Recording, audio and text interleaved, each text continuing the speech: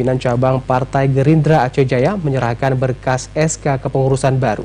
Penyerahan kepengurusan Partai Gerindra daerah tersebut turut dihadiri sejumlah pengurus dan turut dikawal oleh para satgas partai.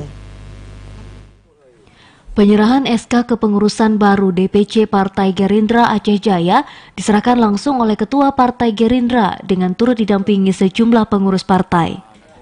Langkah tersebut dilakukan selain untuk persiapan menjelang pemilu 2024 mendatang, kepengurusan baru ini juga untuk bersilaturahmi dengan pimpinan baru Kesbangpol setempat.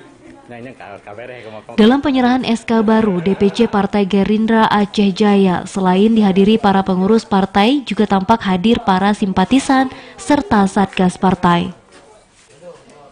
Dari amatan TVRI, SK baru kepengurusan DPC Partai Gerindra tersebut diterima oleh Kepala Kesbangpol setempat pada Senin sore kemarin.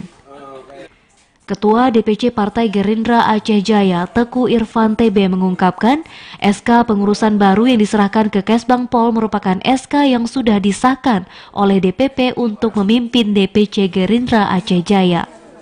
Menurutnya, dengan adanya pengurus baru, berharap pemilu ke depan tahun 2024 Partai Gerindra berjaya di Aceh Jaya, terutama pada pemilihan legislatif maupun pilkada. Jadi kami sudah ketemu dengan Kaban dan sudah menyerahkan SK baru yang dari DPP Gerindra yang ditandai oleh Pak Prabowo dan sudah ada legislasi leges ya. Jadi sudah kami serahkan dan mudah-mudahan ini menjadi awal daripada pengurusan baru Partai Gerindra dalam menjalankan tugas partai. Ketua DPC Gerindra Aceh Jaya juga menyampaikan sesuai dengan visi dan misi partai, dirinya mengharapkan Partai Gerindra bisa meraih kursi di legislatif dan menang pada Pilkada tahun 2024 di Aceh Jaya. Dari Aceh Jaya, Musliadi, TVRI melaporkan. Kodim 0114 Aceh Jaya